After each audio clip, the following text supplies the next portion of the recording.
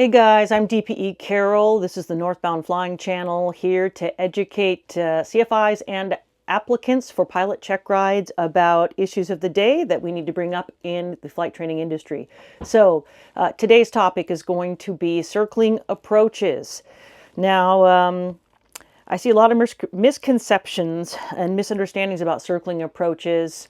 Let's see, the first one would be, what is our protected area? A lot of times I will ask an applicant, always in scenario, when we get to a part of the approach plate, I say, hey, well, why might we want to circle? Okay. Then I might ask them something like, well, show me how you'd circle. Well, how do you know how far away from the runway you're protected, etc.? A lot of times I get an answer when I ask them to draw it for me that looks like this. Okay, that is incorrect. It's very, very important that you guys know that you cannot be 1.3 miles off the side of a single runway airport like that and be protected at your circling minimum, okay?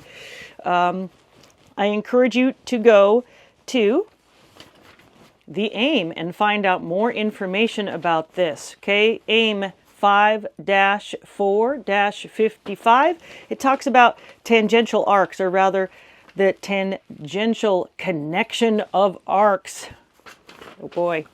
Okay, you just need to know that for a single airport runway, your pattern's going to look a little more like this. Okay, might not be perfect, but it's actually a really complex topic of how our circling areas are designed. So you don't need to know all of that.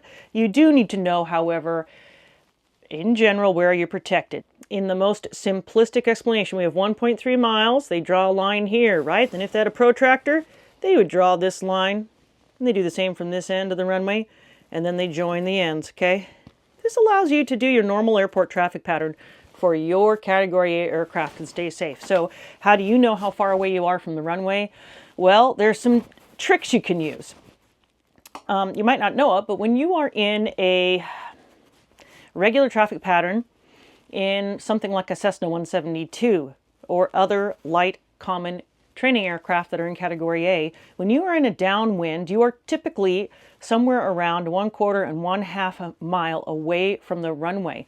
You guys can use certain cues for this, such as, hey, the runway is about half up my wing strut, or 2/3 way up my wing strut, etc. Okay?